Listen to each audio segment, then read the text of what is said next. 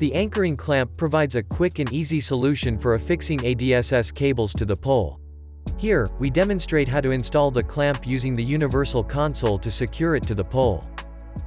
Start by inserting the clamp handle into the pole fitting. With the wedges open, place the clamp over the cable. Now, press the wedges to secure the cable.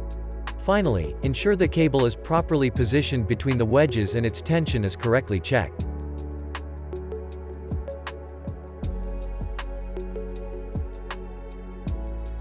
Check the application examples.